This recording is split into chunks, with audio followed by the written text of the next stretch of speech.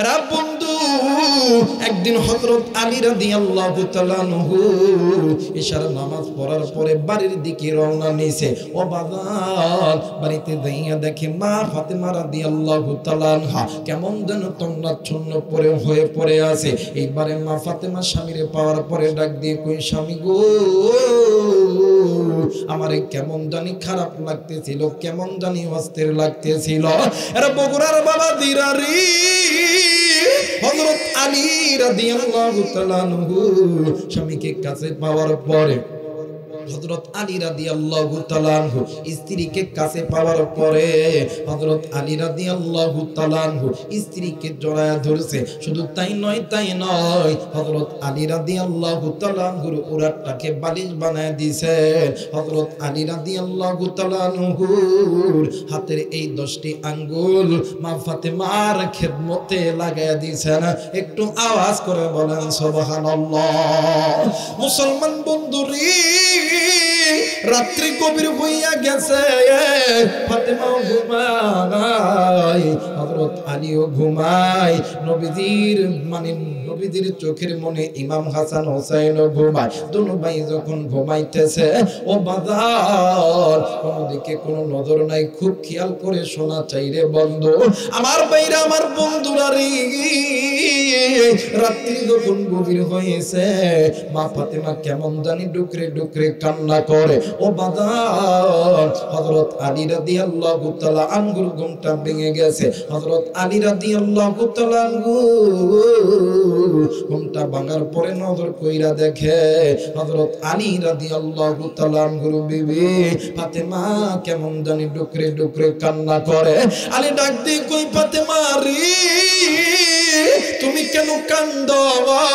তোমার কান্নার কি বলো না? এবার ফাতেমা ডাক দিয়ে কই, স্বামী গো, আমি আজকে রাত্রিবেলা এমন একটা মারাত্মক স্বপ্ন দেখেছি। এই স্বপ্নটা দেখার পর থেকে আমার কেমন জানি ভয় লাগতেছিল। আলী ডাক দিয়ে কই, ফাতেমা রে, তুমি কি এমন স্বপ্ন দেখছো? তুমি জলদি করে বলো না।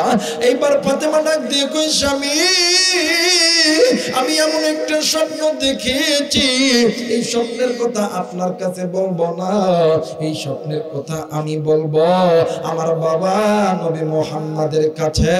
একটু আওয়াজ করে বলেন সুবহানাল্লাহ, আরেকবার বলেন সুবহানাল্লাহ। এ মুসলমান, এইবারে আল্লাহর নবীর বেটি হযরত আলী রাদিয়াল্লাহু তাআলা আনহুর স্ত্রী হযরত ফাতেমা ঘুমায়, হযরত আলীও ঘুমায়। হঠাৎ করে পাশের ঘর থেকে কেমন জানি ইমাম হাসান আর হুসাইন দুনো ভাই কেমন জানি কান্না করতেছে। মা ফাতেমার ঘুমটা ভেঙে গেছে। মা ফাতেমা ডাক দিয়ে কই, স্বামী গো, এই রাত্রি বেলা আমার দুইটা সন্তান কেন কান্দে? এইবার মা আর বাবা আলী আর ফাতেমা দুজন মিলিয়া পাশের ঘরে গেছে। এরা বন্ধু পাশের ঘরে যাইয়া আল্লাহর নবীর কলিজার টুকরা দুইটা নাতি ইমাম হাসান আর হুসাইনও কান্দে। হযরত আলী রাদিয়াল্লাহু তাআলা আনহু ডাক দিয়ে কই, ফাতেমা রে, তুমি কেন কান্দো? তোমার কান্নার কারণ কি বলো না? ফাতেমা ডাক দিয়ে কই, স্বামী,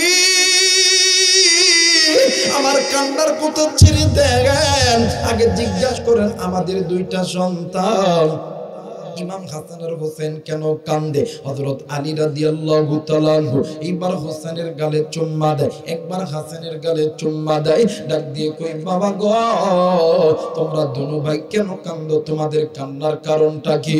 এইবারে মা ফাতেমা ডাক দিয়ে কই, বেটা গো, তোমরা দুজন কেন কান্দো? তোমাদের কান্নার কারণ কি?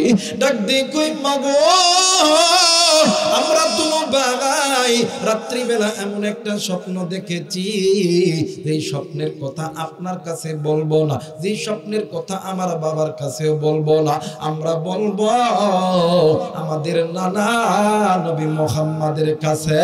একটু আওয়াজ করে বলেন সুবহানাল্লাহ। মুসলমান বন্ধুরে,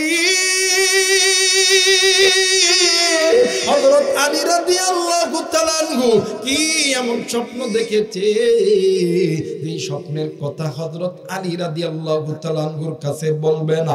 ইমাম হাসান হোসেন কি এমন স্বপ্ন দেখেছে এই স্বপ্নের কথা আলীর কাছে বলবে না, বলবে নবী মুহাম্মাদের কাছে। ও বাজার এইবারে ইমাম হাসান আর হোসেনকে লইয়া মা ফাতেমা ডুকরে ডুকরে কান্দে, মা ফাতেমা ডুকরে ডুকরে কান্দে। এমন এক পর্যায়ে মা ফাতেমা ডাক দিয়ে কই স্বামী গো আমি এই রাত্রি বেলা চলে যাব আমার বাবার কাছে। হযরত আলী ডাক দিয়ে কই ফাতেমা রে এখন তো একটু পরে ফজরের নামাজের আযান দিয়ে দিবে, আযান যখন হবে আমি নিজে যাব নবীদের কাছে, যাইয়া নবীদের তোমার কাছে আনব। ও বাজার এইবারে হযরত আলী রাদিয়াল্লাহু তাআলা যখনই এই জায়গার ভিতরে আযান যখন হয়ে গেছে হযরত আলী রাদিয়াল্লাহু তাআলা আযান দেওয়ার সঙ্গে সঙ্গে মসজিদে গেছে। একটু আওয়াজ করে বলেন সুবহানাল্লাহ। হযরত আলী রাদিয়াল্লাহু তাআলা ফজরের নামাজে গেছে, নামাজ শেষ হইছে, আল্লাহর নবী মেম্বারের উপর বইসা ডাক দিয়ে কই সাহাবীরা রে ও সাহাবী আমি নবীজি গত রাতে একটা স্বপ্ন দেখেছি, তোমরা কি আমার স্বপ্নের কথা শুনবা? এবার হযরত আলী ডাক দিয়ে কই ও হুজুর, হুজুর গো গত রাত্রি বেলা আপনার সন্তান ফাতেমা কি যেন স্বপ্ন দেখেছে, আপনার দুইটা নাতি ইমাম হাসান হোসেন কি যেন স্বপ্ন দেখেছে, এই স্বপ্ন দেখার পর থেকে তারা ভয়ে কাঁদতে আছে, আপনাকে আমার সঙ্গে বাড়িতে যাইতে হবে। এইবারে আল্লাহর নবী ডাক দিয়ে কই আলী রে আমার মা ফাতেমা কি স্বপ্ন দেখেছে, হাসান হোসেন কি স্বপ্ন দেখেছে, এই স্বপ্নের কথা আল্লাহ আমারে জানায় দিয়েছে। সুবহানাল্লাহ বলবেন না? আলী কিন্তু আমি যাব, কিন্তু যাওয়ার আগে আমি আমার উম্মতদের মাঝে একটু বয়ান করতে চাই। সাহাবীরা ডাক দিয়ে কই হুজুর আপনার স্বপ্ন তো স্বপ্ন নয়, নবীর স্বপ্নের নাম ওহী। নবীর স্বপ্নের নাম যারা বলেন নবীর স্বপ্নের নাম ওহী। আল্লাহর নবীকে সাহাবায়ে কেরামরা ডাক দিয়ে কই হুজুর বলেন তো দেখি আপনি কি এমন স্বপ্ন দেখেছেন? আল্লাহর নবী ডাক দিয়ে কই সাহাবীরা রে আমি নবীজি গত রাত্রি বেলা আমি যখন ঘুমাইতেছিলাম হঠাৎ করে আমি নবী স্বপ্নে দেখি আমি নবীজি পশ্চিম দিক হয়ে নামাজ আদায় করতেছি। সুবহানাল্লাহ বলবেন না? এরা সাহাবী হঠাৎ করে পশ্চিম এবং দক্ষিণ কর্নার থেকে এমন একটা গরম বাতাস আসলো, আমি নবীজির কলিজায় লাগার সঙ্গে সঙ্গে আমি নবীজিকে অস্থির করে ফেলছে। আমি নবীজির কলিজা পর্যন্ত আগুনে মনে হয় কে যেন জ্বালাইতাছে। ইতিমধ্যে জিবরাইল আমিন হাজির, ডাক দিয়ে কই নবী গো আপনি ওই দিকার হয়েন না, আপনি পূর্ব এবং উত্তর কর্নার হয়ে বসেন। আমি নবী যখন পূর্ব এবং উত্তর কর্নার হয়ে বসলাম, পূর্ব এবং উত্তর কর্নার থেকে এমন একটা ঠান্ডা বাতাস আমি নবীজির কলিজা এসে লাগলো, আমি নবীজির কলিজা পর্যন্ত জুড়ে ফেললো। জোরে বলেন আল্লাহু আকবার। এবার সাহাবীরা ডাক দেখে হুজুর আপনি কি জিবরাইলকে জিজ্ঞেস করেন? হ্যাঁ আমার মেয়েরা আমার বন্ধুরা রে কোন দিকে কোনো নজর নাই। এইবারে আল্লাহর নবী ডাক দিয়ে কই সাহাবীরা রে আমি যখন জিবরাইলকে প্রশ্ন করলাম জিবরাইল বলো তো দেখি এই পশ্চিম এবং দক্ষিণ কর্নারের গরম বাতাসের কারণ কি? আল্লাহর নবী যখন এই কথা জিবরাইল আমিনকে বলল, জিবরাইল আমিন ডাক দিয়ে কই নবীজি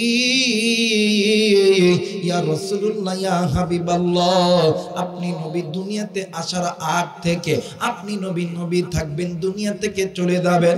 হুজুর এই দুনিয়া যতদিন পর্যন্ত থাকবে আপনি নবীর বিরুদ্ধে, আল্লাহর বিরুদ্ধে, কোরআনের বিরুদ্ধে যত কিছু করা, যত হামলা মামলা জেল জুলুম দেওয়া সব করবে পশ্চিম এবং দক্ষিণ কর্নারের লোকেরা।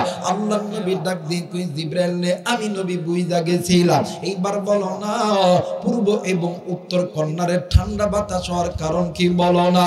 জিবরাইল ডাক দিয়ে কই হুজুর আপনি নবী দুনিয়াতে আসার পূর্ব থেকে আপনি নবী থাকবেন, আপনি নবী চলে যাবেন। সাহাবায়ে কেরাম তাবে আইম্মায়ে মুজতাহিদ উলামায়ে কেরাম ওই উম্মতগুলো কিয়ামত পর্যন্ত আপনি নবীর পক্ষে, আল্লাহর পক্ষে, কোরআনের পক্ষে, আপনার দিন কায়েমের পক্ষে যত রক্ত দেওয়া, যত জীবন দেওয়া, যত জেল জুলুম নির্যাতন, ফাঁসির মঞ্চে চড়া সব কিছু সহ্য করবে পশ্চিম এবং দক্ষিণ কর্নারের লোক। যুবকেরা একটু আওয়াজ করে বলেন সুবহানাল্লাহ।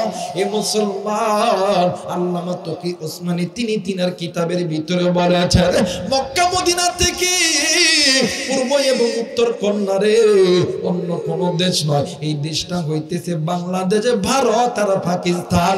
একটু আওয়াজ করে বলেন সুবহানাল্লাহ।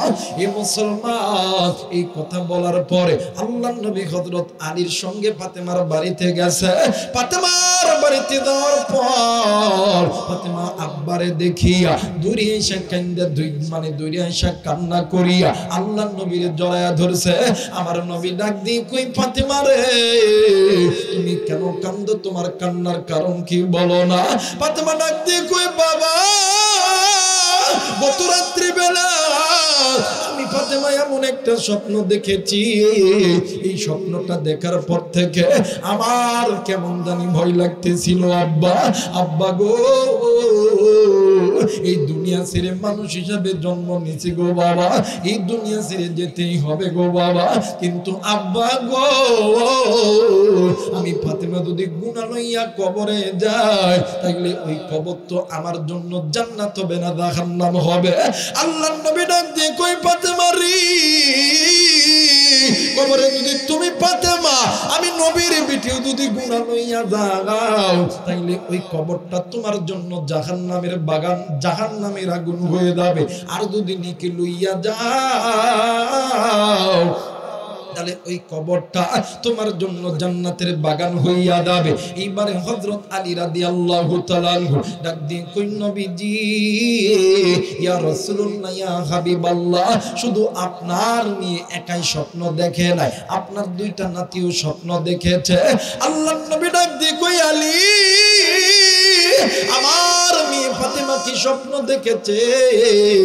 আমার নাতি কি স্বপ্ন দেখেছে? গত রাত্রিতে আমার আল্লাহ জিবরাইলের মাধ্যমে জানায় দিয়েছে। এরপর আমি নবী আমার কন্যার মুখে শুনতে চাই। ডাক দিয়ে কই মা গো, বলো না তোমার কি হয়েছে, বলো না। ডাক দিয়ে কই মা গো, তুমি তোমার বয়ানটা খুলে খুলে বলো না। ফাতেমা ডাক দিয়ে কই আব্বা গো, আমি গত রাত্রি বেলা তাহাজ্জুদ নামাজ পড়তেছি, স্বপ্নের মধ্যে দেখি ও গো বাবা, হঠাৎ করে পশ্চিম দিক থেকে এমন ধরে একটা বাতাস আসলো। এই বাতাসটা আসিয়া আমি ফাতেমার মাথার কাপড়টা উড়ায় ফেলে, মানে উড়ায় ফেলাইয়া দিল। এই ভয়ে আমি ডুকরে ডুকরে কান্না করতেছি। আল্লাহর নবী ফাতেমারে জড়াইয়া ধইরা ডাক দিয়ে কই ফাতেমা রে, এই দুনিয়া থেকে তুমিও যাবো আমিও যাবো, সাহাবায়ে কেরামরা চলে যাবে। আরে ফাতেমা, এমন একটা উম্মত আসবে, এই উম্মত গুলোকে ল্যাংটা করতে করতে, বেপরদা করতে করতে এমন পর্দা হরণ করবে, এই উম্মত গুলোকে জাহান্নামে নিয়ে যাবে। এই মক্কা মদিনা থেকে পশ্চিম এবং দক্ষিণ কর্নারে একটা দেশ হবে। আরে বন্ধু, মুসলমান নারী পুরুষদেরকে উলঙ্গ করতে করতে করতে করতে আদৌ অর্ধ উলঙ্গ করে ফেলেছে, আর কিছুদিন পরে পুরো উলঙ্গ করবে। এগুলো সব কিছু কলকাঠি হইল ও বাদাম সৌদি আরবের মক্কা মদিনা থেকে পশ্চিম এবং দক্ষিণ কর্নারে অন্য কোন দেশে নাই। ওই দেশটা হইল হইতেছে সাদা চামড়ার দল আমেরিকা।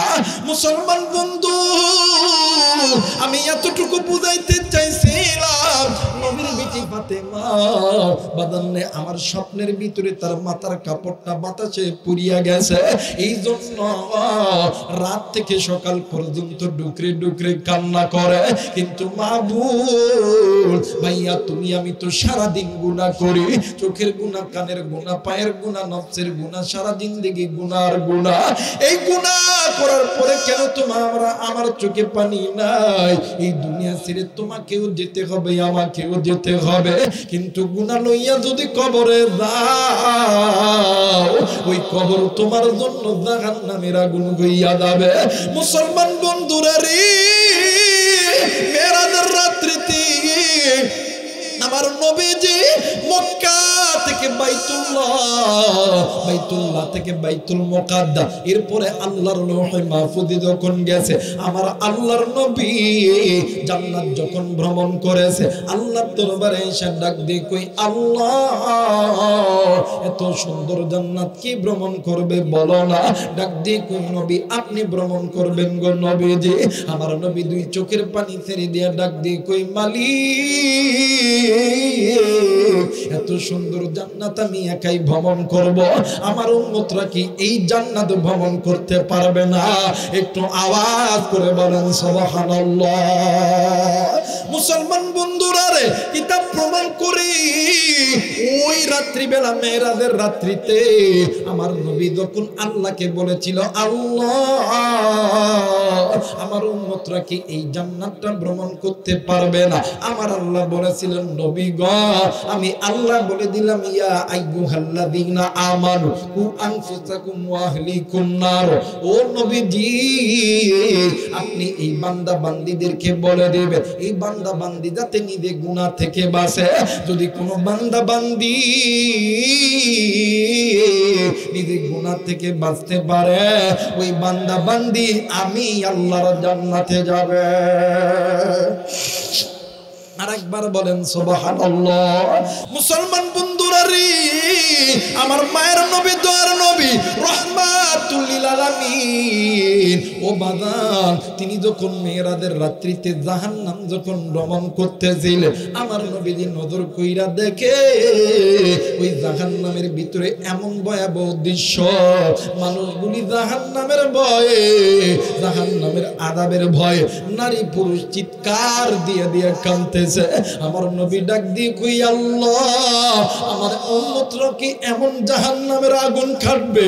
আমার আল্লাহ ডাক দিয়ে কই, বন্ধু উম্মত যদি গুনাহ যদি করে আসে, এই রকম গুনাহ যদি করে আসে, এই উম্মতগুলি জাহান্নামে জ্বলবে। আর উম্মত যদি গুনাহ মুক্ত জিন্দেগি লইয়া আসে, উম্মতগুলোকে আমি আল্লাহর জান্নাতে যাবে। একটু আওয়াজ করে বলেন সুবহানাল্লাহ। মুসলমান বন্ধুরে, আপনি আমি যেই নবীর উম্মত, ওই নবী আপনার আমার জানের জান, কোরআনের প্রধান নবী মুহাম্মদুর রাসূলুল্লাহ সাল্লাল্লাহু আলাইহি ওয়াসাল্লাম একদিন মা আয়েশার ঘরে ঘুমাইতে গেছে। মা আয়েশা নবীকে পাইয়া খুশিতে আত্মহারা হয়ে গেছে। বাবাজি মা আয়েশা নবীর ঘরে দেয়া ঘুমাইতে গেছে। মা আয়েশার উরাতের উপর আল্লাহর নবী ঘুমায়। এক পর্যায়ে আমার মায়ের নবী, দয়ার নবী ডাক দিয়ে কই, আয়েশা রে আমি নবীজি তোমার কাছে একটা জিনিস চাইবো, দিবানি? আয়েশা ডাক দিয়ে কই, হুজুর ইয়া রাসূলুল্লাহ ইয়া হাবিবাল্লাহ, বলেন তো দেখি আপনি নবী কি চান গো, বলেন না। আল্লাহর নবী ডাক দিয়ে কই, আয়েশা রে তুমি যদি অনুমতি দাও তাইলে আজকের দিনটা আমি নবী আল্লাহর ইবাদতের মধ্যে কাটায় দিব।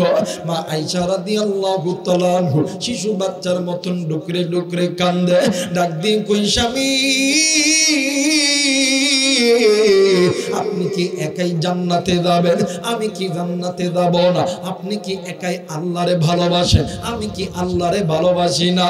ওগো স্বামী আপনি নামাজ পড়বেন আর আমি ঘুমাবো? না না না না, আসেন আসেন আমরা স্বামী আর স্ত্রী দুজন মিলিয়া আল্লাহর ইবাদতের মধ্যে দাঁড়ায়া যায়। এবার স্বামী আর স্ত্রী মিলিয়া আল্লাহর ইবাদতের মধ্যে তাহাজ্জুদ নামাজের মধ্যে দাঁড়াইছে। সুবহানাল্লাহ বলবেন না? আর আমার বাংলাদেশে স্ত্রী নামাজ পড়ে স্বামী নাক ডাকায় ঘুমায়। দেখ দেখো কিও ফজর আযান দিছে বাংলাদেশে, এই এই এই ফকিনি সর আবার ভাব নষ্ট কথা কয়। স্বামী নামাজ পড়ে স্ত্রী ঘুমায়। ডাক দেখে কিও জান ওঠো নামাজ পড়বে না? নামাজি হইছে কথা বলে। একজন স্বামী পারে স্ত্রীকে গুনাহ থেকে বাঁচাতে, স্ত্রী পারে স্বামীকে গুনাহ থেকে বাঁচাতে। আর যে স্বামী স্ত্রী গুনাহ মুক্ত হবে, তার পেট থেকে যে সন্তান হবে, সন্তানটাও গুনাহ মুক্ত হবে। কথা বলেন ঠিক কি না? আমার মেয়েরা, আমার বন্ধুরা রে, আমার মেয়েরা, আমার বাবাজিরা রে, আল্লাহর নবীও ঘুমায়, এইবারে নবী নামাজে দাঁড়ায় গেছে, হযরত আয়েশাও নামাজে দাঁড়ায় গেছে। ও বাবা, রাত্রি যখন গভীর হয়েছে, মা আয়েশা ঘুমের মানে চোখে ঘুম চলে এসেছে, মা আয়েশা ঘুমায় গেছে। কিন্তু আপনার আমার নবী ঘুমাই নাই। আমার আপনার নবী ওই দিন রাত্রি বেলা আল্লাহর কোরআন তেলাওয়াত করে আর ডুকরে ডুকরে কান্দে। নবী এত কান্না কানছে, নবীজির কান্নার চোখের পানিতে নবীজির দাড়ি মোবারক ভিজা গেছে। এরা পুকুরার বাবাজিরা, এরা কুড়িদার টুকরা যুবক, আল্লাহর নবী কানতে আছে কানতে আছে। ও বাবা, নবীজি যেই নামাজের মুসল্লাই বৈশা ছিলেন, ওই নামাজের জায়গা পর্যন্ত ভিজা গেছে। এরে বন্ধু, আগের যুগে মদিনার মসজিদ হযরত বেলাল তাহাজ্জুদের নামাজের আযান দিত, আযান দিয়া নবীজির ঘরে আইতো, এরপরে নবীজি নামাজে যাইতো। কিন্তু বগুড়ার বন্ধুরা রে, ওই দিন হযরত বেলাল রাদিয়াল্লাহু তাআলা আনহু মসজিদ থেকে আল্লাহর নবীর কামরায় আয়েশা দেখে আমার নবীজি নামাজের মুসল্লায় বসিয়া ডুকরে ডুকরে কান্দে। বেলাল ডাক দিয়ে কয়, নবী ইয়া রাসূলুল্লাহ, ইয়া হাবিবাল্লাহ, আপনি কেন কান্দেন? আপনার কান্নার কারণ কি? আল্লাহর নবী কোনো কথা বলে না। এক পর্যায়ে হযরত বেলাল রাদিয়াল্লাহু তাআলা আনহু ডাক দিয়ে কই, নবীজি ইয়া রাসূলুল্লাহ, ইয়া হাবিবাল্লাহ, আপনি কেন কান্দেন বলেন না? আল্লাহর নবী ডাক দিয়ে কই, বেলাল, আমি নবী কান্দি, আমি নবী কান্দি জাহান্নামের ভয়ে। হযরত বেলাল রাদিয়াল্লাহু তাআলা আনহু কিংকর্তব্য বিমূঢ় হয়ে গেছে। হযরত বেলাল রাদিয়াল্লাহু তাআলা আনহু ডাক দিয়ে কই, হুজুর,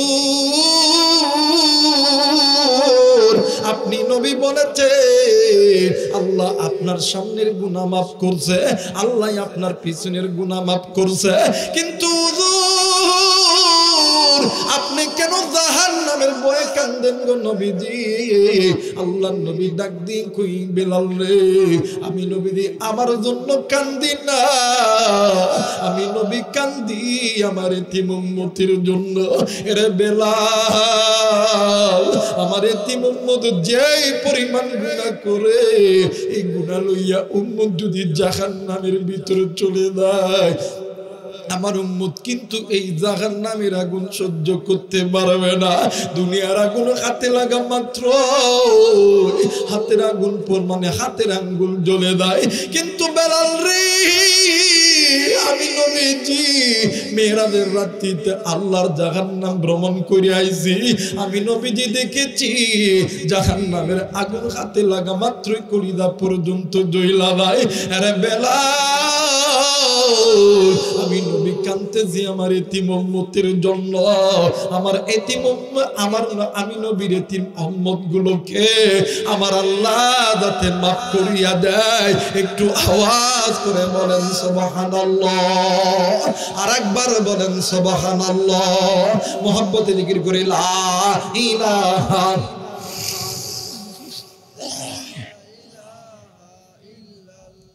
আরো জোরে লা ইলাহা, আরো জোরে লা ইলাহা ইল্লাল্লাহ, লা ইলাহা।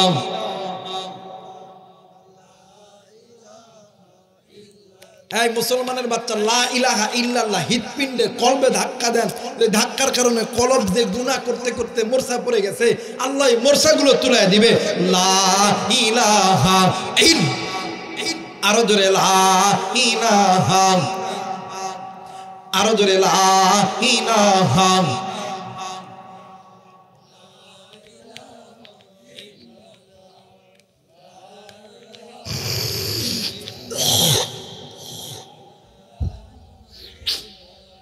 ভাইজান বহু দূরে মদিনা, আমরা কেমনি যাব জানি না। জোরে বলেন মারহাবা, আরেকবার বলেন বহু দূরে মদিনা, আমরা কেমনে যাব জানি না।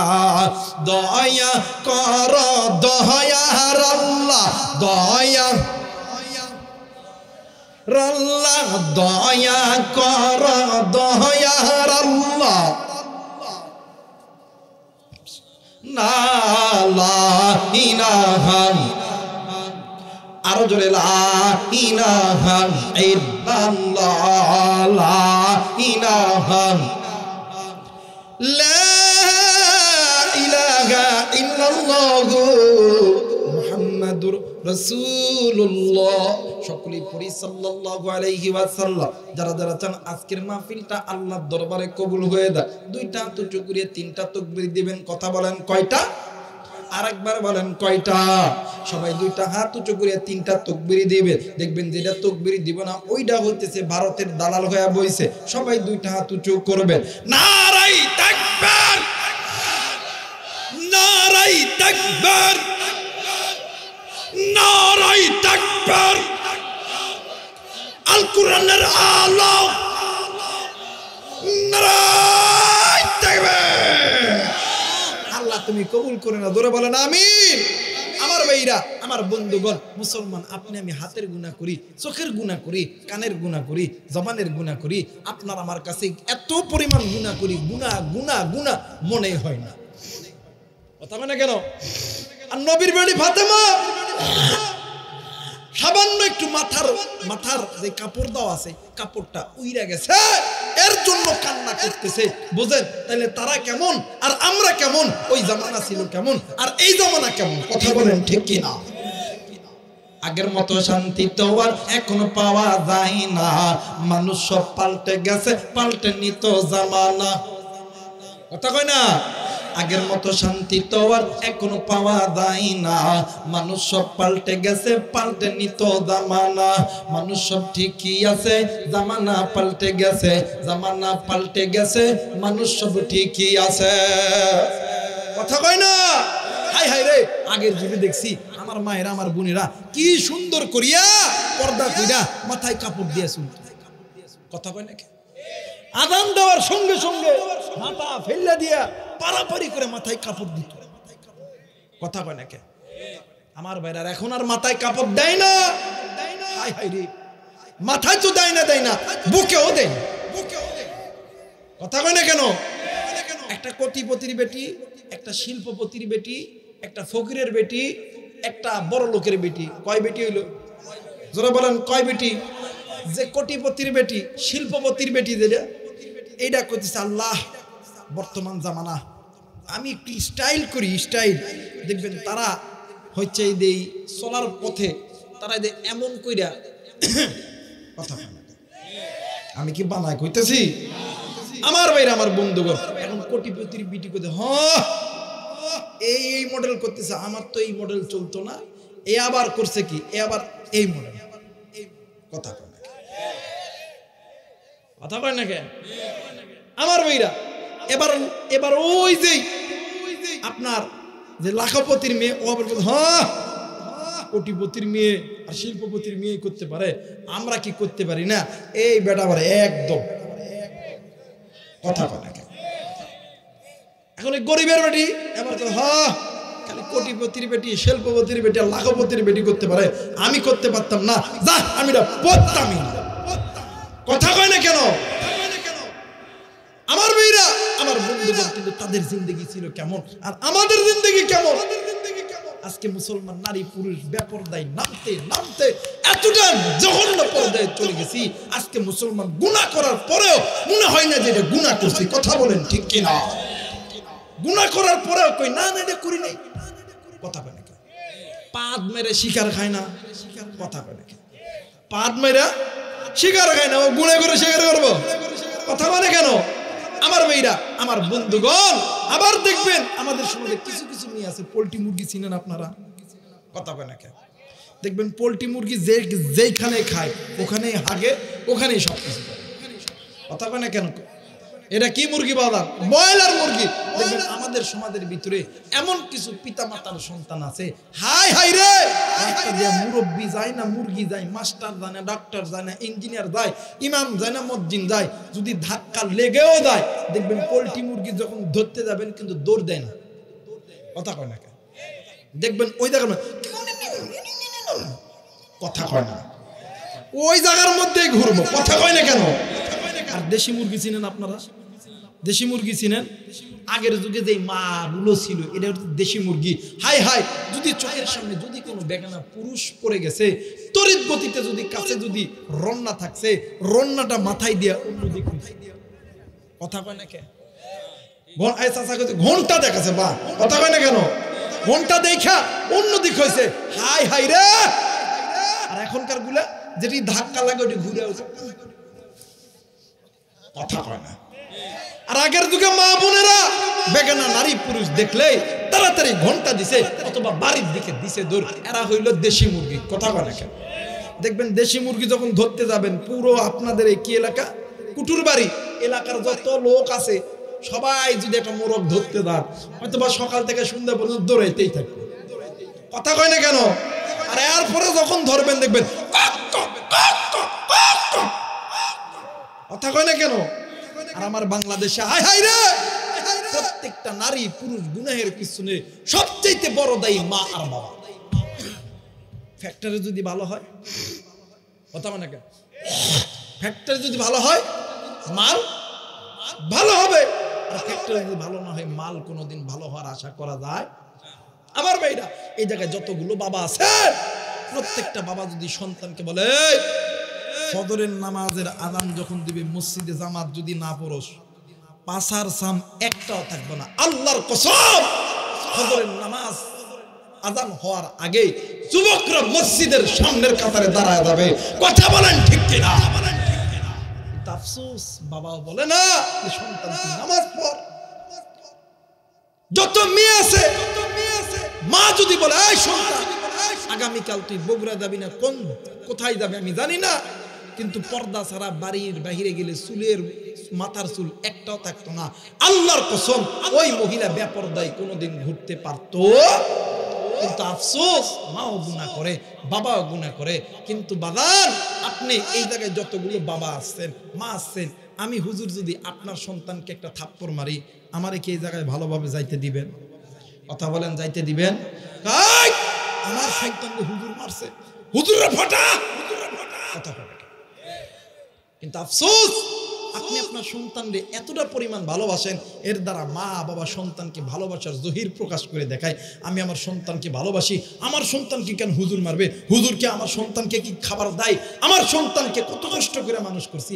আপনি মা আর বাবা সন্তানকে এতটা পরিমাণ ভালোবাসেন, এত পরিমাণ ভালোবাসেন, কিন্তু আপনার সন্তানকে কেউ মারলে আপনি সহ্য করতে পারেন না, আপনার সন্তানকে কেউ থাপ্পড় দিলে আপনি মা বাবা সহ্য করতে পারেন না, কিন্তু আপনার সন্তান যখন জাহান্নামের আগুনে জ্বলবে, আপনি মা আপনি বাবা কেমন করে সহ্য, কেমন করে সহ্য? কথা কয় না, কথা কয় না?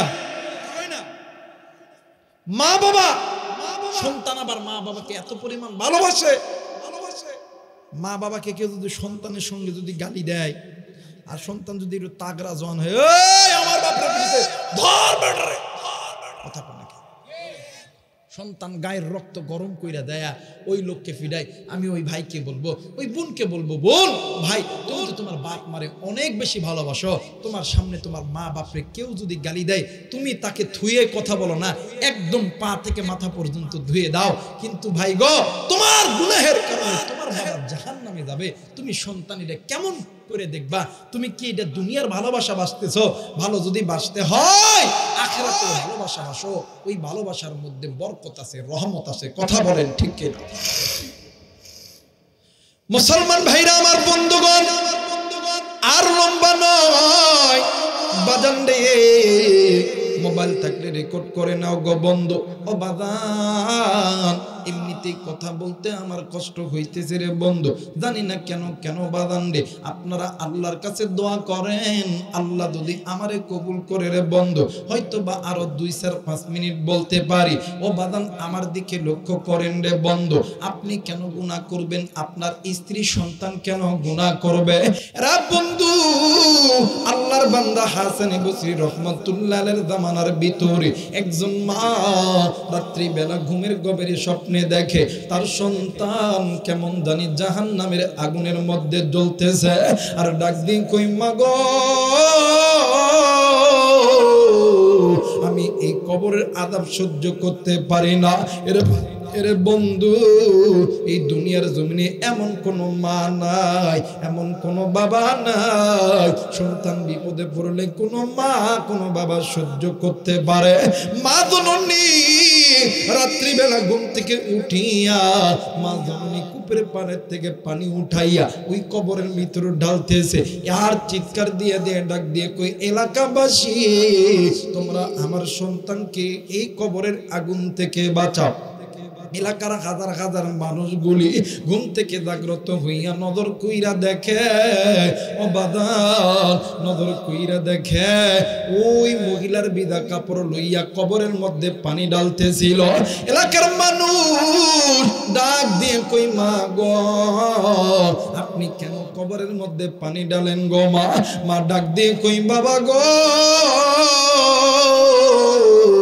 এই কবরের ভিতরে আমার কলিজার টুকরা সন্তান জাহান্নামের আগুনে জ্বলে।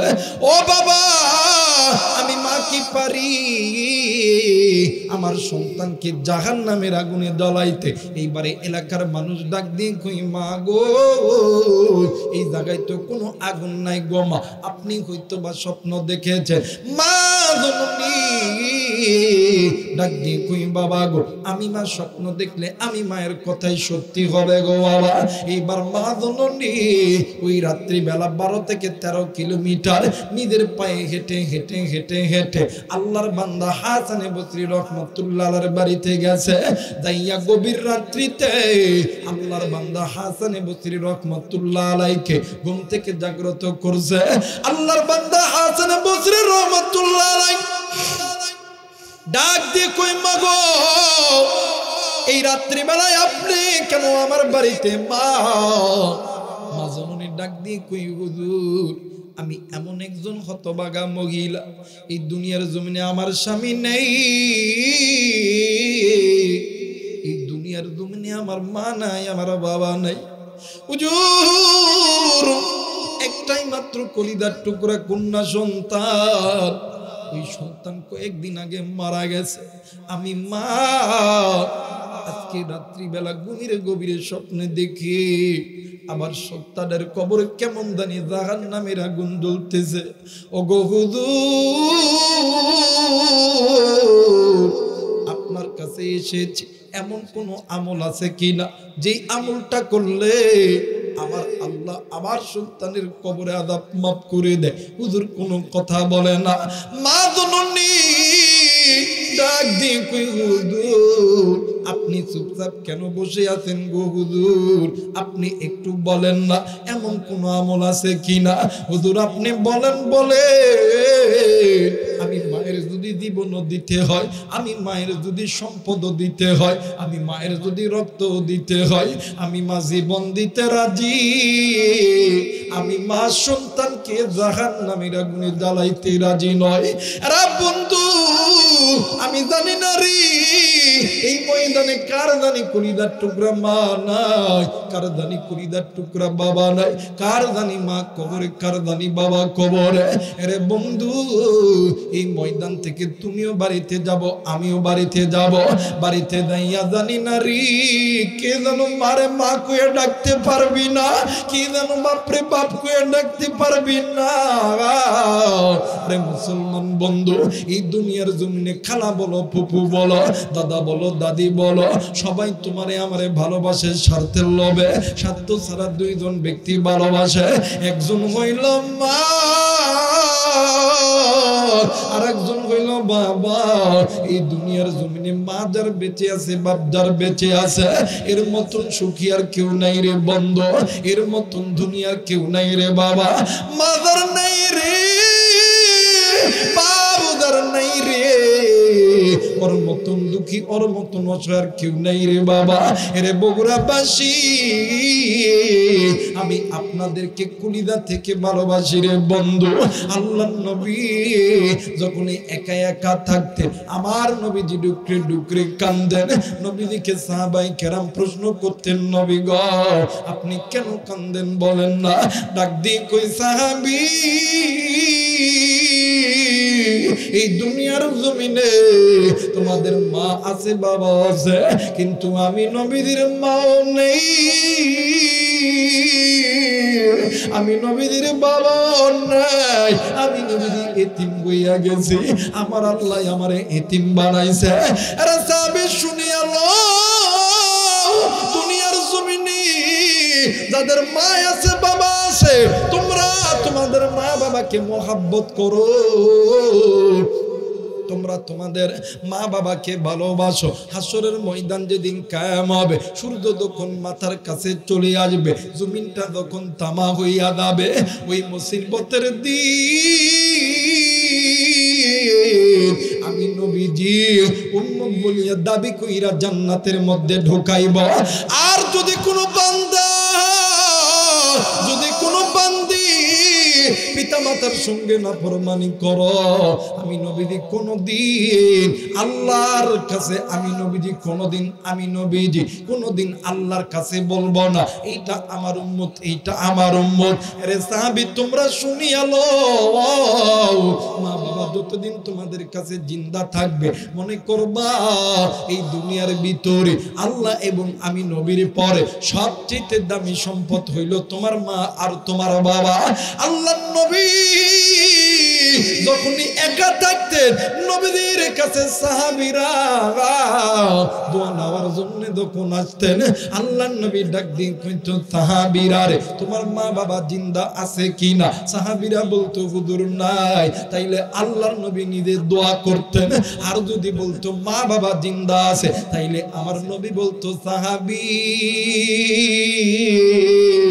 আমি নবীর দোয়া তো আল্লাহ কবুল করবে, কিন্তু আমি নবীর দোয়ার আগে আমার আল্লাহ তোর মা আর বাবার দোয়া আল্লাহ কবুল করবে। এই জায়গার ভিতরে অনেক কলিজার টুকরা যুবক আছো, অনেক কলিজার টুকরা বাবা আছো। এরা বন্ধু অনেক সময় আমরা আলেম ওলামার কাছে দোয়া চাই, হুজুর একটু দোয়া কইরেন আল্লাহ যাতে আমার ব্যবসার মধ্যে বরকত দেয়, হুজুর একটু দোয়া কইরেন আল্লাহ যাতে আমারে আর্মি বানায়, আল্লাহ যাতে আমারে পুলিশ বানায়, আল্লাহ যাতে আমারে ডক্টর বানায়, ডক্টর বানায়, ইঞ্জিনিয়ার বানায়। আরে বন্ধু আলেমরা দোয়া করলে আলেমদের দোয়া আল্লাহর দরবারে কবুল, কিন্তু আলেমদের দোয়ার আগে দুইজন ব্যক্তি আল্লাহর দরবার দোয়া কবুল। একজন হইল মা, আর একজন হইল বাবা। কলিজার টুকরা মুরব্বী কেমন কইরা বুঝাইলে বলবে, বাদানরে আমার কাছে তো কিছু নাই, এই যে কোরআন আমার হাতে আছে, এই কোরআনটা মাথায় নিয়ে বলতেছি রে যুবক, এই জায়গায় অনেক যুবক আছে, আরে যুবক তুই আর্মি হবি না, বিডিআর হবি, পুলিশ হবি না, ডাক্তার হবি না, ইঞ্জিনিয়ার হবি, আরে তুই মুফতি হবি না, মুহাদ্দিস হবে। এই রাত্রিবেলা বাড়িতে যাবি, মায়ের কাছে দোয়া নিবি, বাবার কাছে দোয়া নিবি, আল্লাহ তুই আর্মি বানাইবো, পুলিশ বানাইবো, বিডিআর বানাইবো, র‍্যাব বানাইবো। থাকতে পিতা মাতা কদর করো, চইলা গেলে আর পাবা না। এরে মুসলমান বাদানে আমার ওই মা দুনিয়া থেকে চইলা গেছে, ওই বাবা দুনিয়া থেকে চইলা গেছে। আমি জানি না কার মার কবর জানি জাহান্নামের আগুন জ্বলে, কার বাবার কবর জানি জাহান্নামের আগুনে জ্বলে, কার মা জানি ডাক দিয়ে কই বেটা রে আজকে কোন দুনিয়ায় পড়িয়া আমি মায়ের কথা বলিয়া গেলি, আজকে কোন দুনিয়ার মায়ে পড়িয়া আমি বাবার কথা বলিয়া গেলি। আরে বেটা শোন শোন শোন, একদিন তোর জন্য আমি মা আমি বাবা কি করি নাই। আরে বন্ধু একদিন আমি মা আমি বাবা তোর জন্য সুখকে সুখ বলিয়া গণ্য করি নাই, হারামকে হারাম বলিয়া গণ্য করি নাই। আমি মার বাবা এমন রাত গেছে, রাত্রিবেলা ভালো মতন ঘুমাই নাই। আরে কুটির বাড়ির লোকেরা, এরা মন্ডল ধরনের যুবক বন্ধু, এর মা বোনেরা, একদিন তুমি আর আমি ছোট্ট ছিলাম, তোমার আমার মা তোমারে আমারে রাইখা ঘুমায় রাইখা ফজরের নামাজের জন্য ওযু বানাইছে। ইতিমধ্যে তুমি আর আমি ওয়া ওয়া করে কাঁদছি। ওই দিন মা জননী ফজর পড়ে নাই, জোহর পড়ে নাই, আসর পড়ে নাই, মাগরিব পড়ে নাই, এশা পড়ে নাই। এমন সময় গেছে রে তোমার আমার গায়ে প্রচন্ড জ্বর, তোমার আমার নিউমোনিয়া হয়েছে, তোমার আমার পাতলা পায়খানা হয়েছে। মার বাবা গেলে দিনের পর দিন রাতের পর রাত ভর্তি ছিল তোমার আমার প্রস্তাব পায়খানা গায়ে লাগার কারণে ওই দিন মা বাবা নামাজ আদায় করতে পারে নাই। আরে কলিদার টুকরা মুরব্বী, আপনি জানেননি এক ওয়াক্ত নামাজ কাদা করলে 80 হুব্বা জাহান্নামে জ্বলতে হবে। আমি জানি না রে এই ময়দান থেকে কার জানি মা চুইলা গেছে, কার জানি বাপ চুইলা গেছে। আরে বন্ধু, আজকে এই কুঠির বাড়ি মন্ডল ধরুন বগুড়া জেলার মধ্যে থেকে নিমিষের ভিতরে বগুড়া জেলার এই বাংলাদেশের 64টা জেলার খবর পাওয়া যায়। শুধু বাংলাদেশ কেন, বিশ্বের সমস্ত দেশের খবর কিন্তু পাওয়া যায়। কিন্তু বাড়ির কাছে মায়ের কবর, ওই কবর জানি কোন সন্তানের কাছে নাই।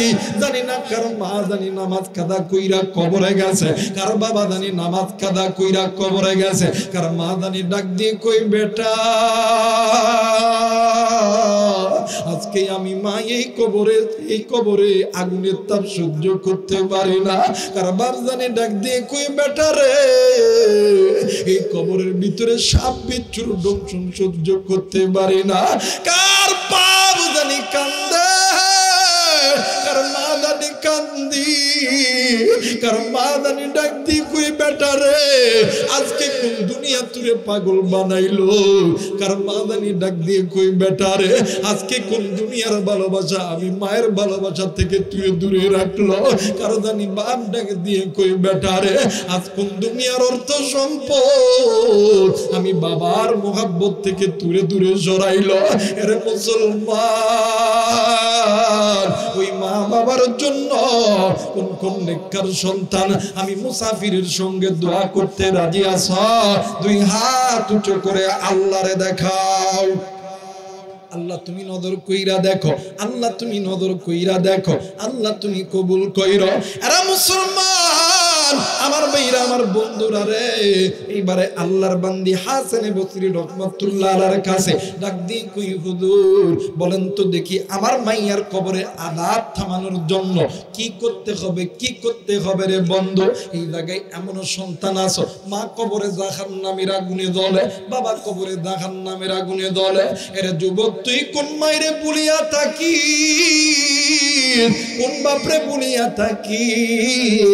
আমি আমার কথাই বলি রে যুবক, এই তো বাদান্নে আমার 2 থেকে 3 দিন হইল বাড়ি থেকে বাইর হয়েছে, এমন কোন দিন নাই যে আমি আমার মায়ের সঙ্গে কথা বলি না। এরে বন্ধু, আজ থেকে কয়েক বছর আগের একটা কারগুজারি আমি তোমাদেরকে শুনিয়া দিই। দক্ষিণবঙ্গে মাহফিলে গেছি কয়েকদিনের সফরে, 2 দিন যখন বয়ান হয়ে গেছে হঠাৎ করে একদিন রাত্রি বেলা গভীর রাত্রিতে আমার বোন আমারে ফোন দিয়া আমারে হঠাৎ করে ফোন দিছে। আমি তো ফোনটা পেয়ে অবাক হইছি। আমি ফোনটা রিসিভ করিয়া ডাক দিয়ে কই বোন রে তুই কেমন আছিস বল না রে। আমারে ডাক দিয়ে কই ভাইয়া আমি তো মার বাসায় আইছি, আমি তো তোদের বাসায় আইছি। আমি কই বোন রে এত রাত্রি বেলা কেন ফোন দিছস রে বল, আমার মায়ের কি কিছু হয়েছে নাকি? ডাক দিয়ে কই না না মায়ের কিছু হয় নাই। আমি কইলাম তাইলে এত রাত্রি বেলা ফোন কেন দিছ? আমারে ডাক দিয়ে কই ভাইয়া তুই কবে বাড়িতে আসবি? আমি বললাম কেন কি হইছে জলদি কইরা ক। কই না না না তুই কবে বাড়িতে আসবি আমারে জলদি কইরা বল। আমি কই কেন কি হইছে বল। ডাক দিয়ে কই বাইরি কি কইম দুঃখের কথা, রাত্রি যত গভীর হয় আমার মা রাত্রিবেলা ঘুমাই। আমি গুনাহগার রাত্রিবেলা দক্ষিণবঙ্গ থেকে গাড়ি রানিং করেছি। সকাল 8টা 9টা 10টার দিকে আমার নওগাঁ জেলায় ঢুকছি। বাড়ির গেটে ঢুকিয়া সর্বপ্রথম কারোর সঙ্গে কোনো কথা বলি নাই। আমি আমার মায়ের ঘরে গেছি। মায়ের ডাক দিয়ে কই মা আমি কি তোর কাছে অন্যায় করছি রে? মা ডাক দিয়ে কই বেটারি না না না তুই তো কোনো অন্যায় করস নাই। আমি কই মা না না না আমি তোর কাছে অনেক ভুল করেছি। মা ডাক দিয়ে কই না বেটা তুই তো কোনো ভুল করস না। আমি ডাক দিয়ে কইলাম মা তাইলে তুই সত্যি করে একটা কথা কইবি রে মা। মা ডাক দিয়ে কই বাবা রে কি কথা কইব বল রে। আমি ডাক দিয়ে কইলাম মা রাত্রি বেলা বাড়ির ভিতরে গরু ঘুমাই, ছাগল ঘুমাই, কুকুর ঘুমাই, বিড়াল ঘুমাই, ভাই ঘুমাই, বাবি ঘুমাই, তুই মা কেন ঘুমাস নাই রে মা জলদি কইরা বল। আমার মা দুই চোখের পানি ছেড়ে দিয়ে ডাক দিয়ে কই বেটা রে আমি মা কেন ঘুমাই নাই তুই কেমনি কইরা কোমরে বেটা। আমি আমার মারে জোড়ায় ধইরা ডাক দিয়ে কইলাম মা সত্যি কইরা বল রে মা বল তুই ঘুমাস নাই রে মা। মা আমারে জোড়ায় ধইরা ডাক দিয়ে কই বেটা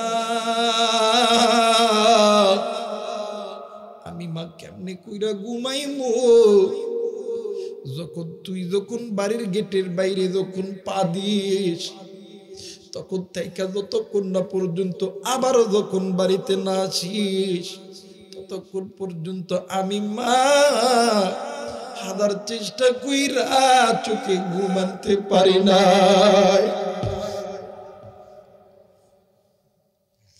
আরে যুবক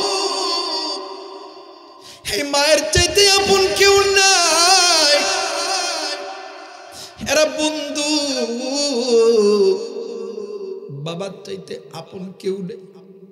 এই তো বাদান ওয়াজ শেষ করে বাদান নে আমার আজকেও বাড়িতে যাব না, চলে যাব সেই উত্তরবঙ্গের দিকে। আবার যখন গত রাত্রি বেলা যখন বাড়িতে আইম বাড়ির দরজায় যখনই কলিং বেল টিপ দিম বাড়িতে ভাই থাকে, ভাবি থাকে, বাস্তা থাকে, বাতিনি থাকে, ও বাদান কেউ কিন্তু সদে উঠতেছে না শীতের দিন। মা কয়া যখন ডাক দি মরি আমার মা অসুস্থ এরপরও ঘরের মধ্যে থেকে ডাক দিয়ে কই বাবা দাঁড়া দাঁড়া আমি আসতেছি। হারা যুবক কোন মাইরে আজকে তুই কবরে রাইখা আইলি, কোন বাপরে তুই কবরে রাইখা আইলি যে বাবার জন্য আজকে তুই বড় হইছিস। আজকে আল্লাহ তোরে অর্থ দিছে, সম্পদ দিছে, আজকে তোরে হাত দিছে, পা দিছে। সপ্তাহে 7টা দিন, একটা দিনে তো তুই মা বাবার কবর জিয়ারত করস না, একটা দিনে তো মা বাবা জিন্দা আছে মা বাবার জন্য দোয়া করস না। সপ্তাহে একটা শুক্রবারের দিন এই বাংলাদেশে মার্কেট বন্ধ, ব্যাংক বন্ধ, সবকিছু বন্ধ, তুইও বাড়িতে থাকিস। কিন্তু কোন দুনিয়া তোরে পাগল বানাইলো ওই মা বাবার কবর জিয়ারত করার মতন সময় তোর হলো না। ওই মায়ের কবরটা জাহান্নামের আগুনে জ্বলে, ওই বাবার কবরটা জাহান্নামের আগুনে জ্বলে। তোর আমার মা, তোর আমার কবর জাহান্নামের আগুনে জ্বলে, এইটা সহ্য করতে পারে না। তুই আমি সন্তান কি পারি রে, তোর আমার মায়ের কবরটা জাহান্নামে জ্বললো, এটা তুই সন্তান যদি চাস তাইলে তুই সন্তান না, তুই না ফরমান। ওই মা বাবা জিন্দা থাক, ভালো থাক, ওই মা বাবার কবরটা আল্লাহ জান্নাত বানাক। এটা কোন কোন নেককার সন্তান চান? দুই হাত উঁচু করে আল্লাহর কোরআনকে দেখায়া দাও। আল্লাহ তুমি নজর কইরা দেখো, পিতা মাতার নেককার সন্তান হাত উঠাইছে, আল্লাহ নাফরমান সন্তান গুলি চলিয়া গেছে। ওগো মালিক, আল্লাহ তুমি এই সন্তানগুলোকে আল্লাহ তুমি কোরআনের ওসিলায় আল্লাহ তুমি কবুল আর মঞ্জুর করে নাও, মা বাবার খেদমতগার বানায়া দাও মালিক, কোটি কোটি টাকার মালিক বানায়া দাও রে আল্লাহ। দুনিয়া আসমানের উপরে আল্লাহ, আসমানের নিচে জমিনের উপরে সবচাইতে ইজ্জতওয়ালা বানায়া দাও। জোরে জোরে বলেন আমিন, আরেকবার বলেন আমিন। মুসলমান বাবাজি এবার মাদনের ডাক দিয়ে কই হুজুর গো বলেন না এমন কোন আমল আছে কিনা যে আমলটা করলে আমার সন্তানের কবর আল্লাহ জান্নাত বানায়া দিবে? আল্লাহর বান্দা লাই ডাক দিন কই মা গো এমন কোন আমল আমার জানা মতে নাই গো মা ও মা আপনি কি আল্লাহর কোরআন পড়তে জানে মা জননী ডাক দিয়ে কই হুজুর পারি কিন্তু অল্প অল্প ডাক দিয়ে কই মা আপনি আল্লাহর কোরআন পড়তে থাকেন গো মা আমার আল্লাহ এই উম্মতকে জাহান্নাম থেকে জান্নাতে নেওয়ার জন্য এই কোরআন নাযিল করেছে এটা এমন একটা রহমত এটা এমন একটা মুজিজার কিতাব আপনি মা হইয়া সন্তানের জন্য তেলাওয়াত করেন আমার আল্লাহ সন্তানের কবরে আযাব মাফ করে দিবে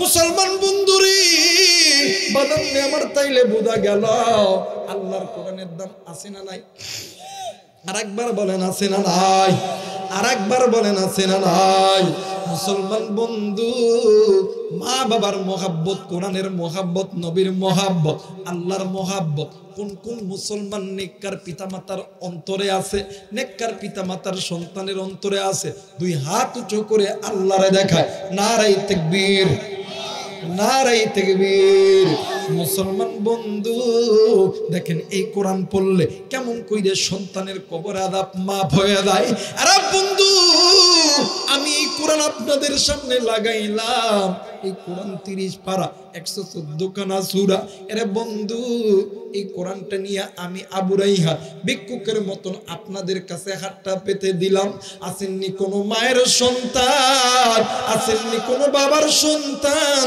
আসেননি কোনো মায়ের পাগল বাবার পাগল একটা সন্তান বাজান আমার দুইটা কোরআনুল কারীমের হাদিয়া এই মাদ্রাসায় দান মানে এই মসজিদের কাজে দান করবা আসেননি কোনো আল্লাহর বান্দা আসেননি কোনো মায়ের পাগল কোনো বাবার পাগল মাত্র বাজান দুইটা কোরআনুল কারীমের হাদিয়া এই মসজিদের কাজে দান করবা আমি মুসাফির এই হাতটা তোমার কাছে ভিক্ষুকের মতন পেতে দিলাম আরে যুবক আয় আয় আয় আল্লাহ তোরে মা বাবার মুহাব্বতে কোটি কোটি টাকার মালিক বানাইবে আল্লাহ তোরে শিল্পপতি বানাইবে ওগো মালিক আল্লাহ গো তোমার একজন বান্দা আল্লাহ আল্লাহ মা বাবার মুহাব্বতে আমি মুসাফিরের সঙ্গে যে হাতটা মিলাইলো রে আল্লাহ ওগো মালিক এই মায়ের সন্তান কি তুমি লক্ষ কোটি টাকার মালিক বানায়ো আল্লাহ দুনিয়া আসমানের রহমতের বরকতের দরজা খুলে দিও আসেননি কোনো আল্লাহর বান্দা মুসলমান ভাইরা আমার বন্ধুরা রে ভাই এই সাউন্ড একটু বাড়াতো এই সাউন্ডটা একটু বাড়ানো যাবে না হ্যাঁ হ্যাঁ একটু না না থাক এটা সাউন্ড একটু বাড়ানো যাবে না প্যান্ডেলের দুটাই একটু দেন দেখ এই দুটাই বাড়ান একটু এই ঘুরাও না ভাই খালি দুইটার সাউন্ড একটু বাড়ায় দেন মুসলমান ভাইরা আমার বন্ধুরা রে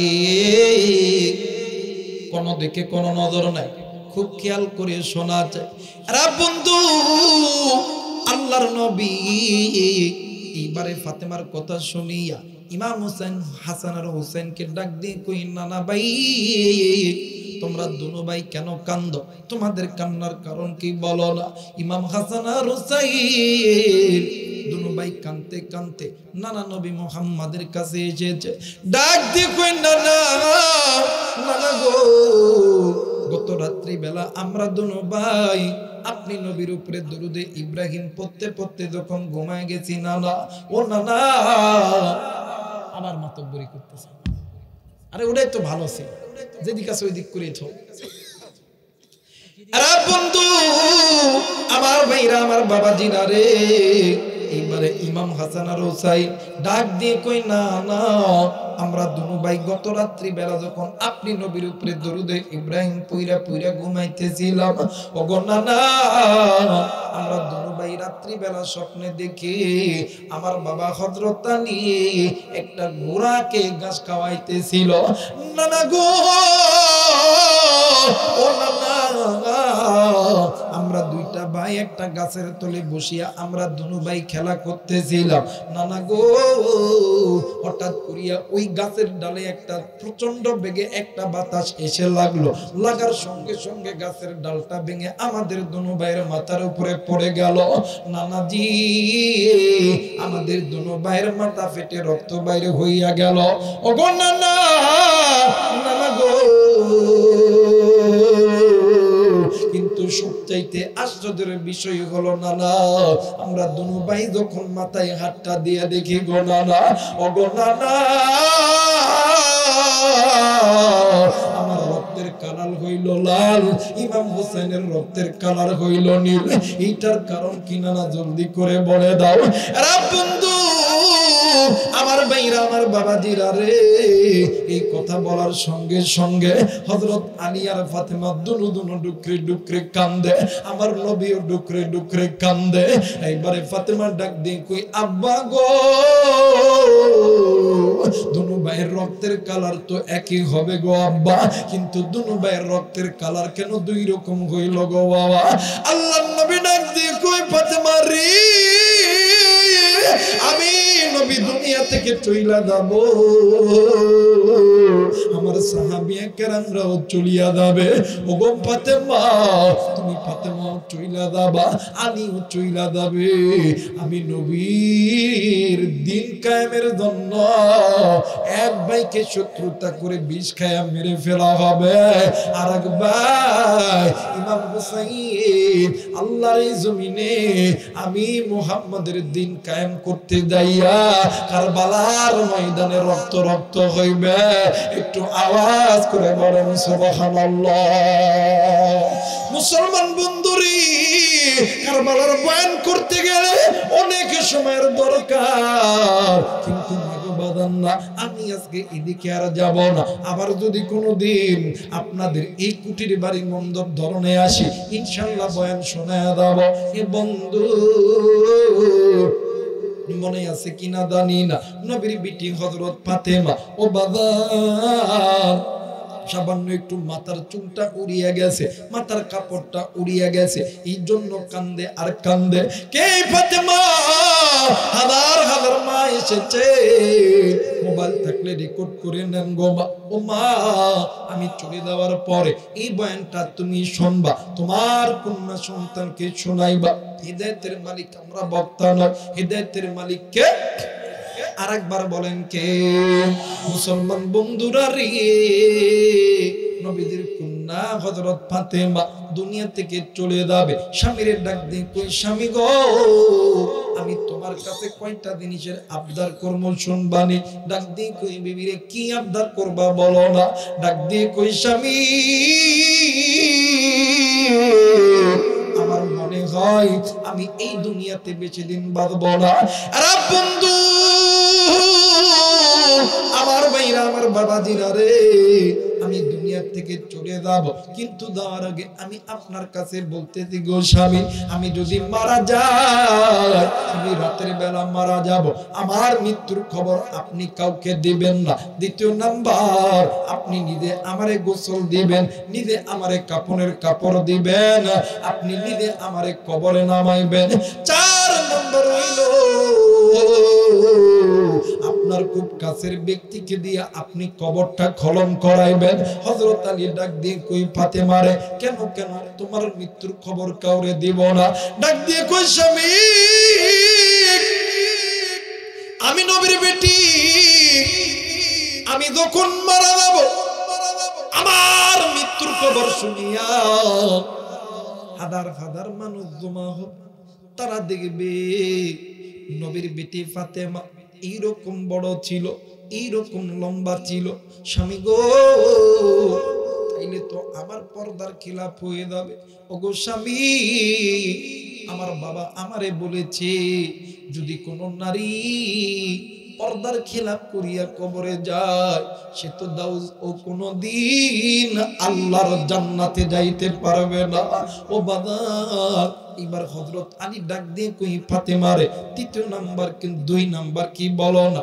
ডাক দিয়ে কই, স্বামী গো, আপনি যে আমারে গোসল করাইবেন, এইটার কারণ হইল আল্লাহ তাআলা আপনার জন্য আমারে হালাল করেছে, আমার জন্য আপনারে হালাল করেছে। স্বামী, অন্য কোন নারী যদি আমার দেহটা দ্রুত করে করার পরে ওই নারী ভুলে হোক আজ হোক কাল হোক 10 দিন পরে হোক অন্য কোন নারীর কাছে আমার দেহের যখন বর্ণনা দিবে যে নবীর বিটি ফাতেমার দেহটা এমন ছিল, তাইলে তো আমার পর্দার খেলাপ হয়ে যাবে, আমার আল্লাহ আমারে জাহান্নামে দিবে। তৃতীয় নাম্বার, আমি যে তোমারে কবরে নামাইব, ডাক দিয়ে কই স্বামী আপনি যদি আমার গায়ে হাত লাগান আল্লাহ তাআলা এর দ্বারা সওয়াব দিবে, আমি যদি আপনার গায়ে হাত লাগাই এর দ্বারা আল্লাহ তাআলা আমলনামায় নেকি দিবে। অন্য পরপুরুষ যদি আমার গায়ে যদি ছোঁয়া দেয় তাইলে তো এইটা গুনাহে কাবিরা হয়ে যাবে, এই গুনাহ তো কোনোদিন আল্লাহ মাফ করবে না। আমি একজন বেগানা নারীর কাছে অন্য পুরুষ যখন আমারে হাত ছোঁয়াইবে আমি তো পর্দার খিলাফ হয়ে যাব, আমার আল্লাহ আমারে জাহান্নামে দিবে। তৃতীয় নাম্বার, ডাক দিন কই বিবিরে আমার খবর আপনার সবচাইতে ঘনিষ্ঠ ব্যক্তি যাতে খলন করে। আরে বন্ধু ডাক দিয়ে কই ফাতেমা রে এই কবরটা খলন করবে, এই কবরটা খলন করার সঙ্গে আবার আমার ঘনিষ্ঠ লোকের কিসের সম্পর্ক বলো না। ডাক দিয়ে কই স্বামী গো যে বান্দা কবর করবে ওই বান্দা আরেক বান্দার কাছে গল্প করবে, ওই ব্যক্তি আরেক ব্যক্তির কাছে গল্প করবে যে ফাতেমার কবর এত লম্বা ছিল, এইরকম বড় ছিল, তাইলে তো আমার পর্দার খেলাপ হয়ে যাবে। না গো স্বামী না, আমার বাবা বলেছে ওই কবর কারোর জন্য সাব্বিচ্ছুর ঘর, ওই কবর কারোর জন্য জাহান্নামের আগুন, ওই কবরের মাটি যদি গুনাহ লইয়া যায় ওই কবরের মাটি এত জোরে চাপ দিবে আমি ফাতেমার হাড্ডি মাংস পর্যন্ত গুড়িয়া ফেলবে।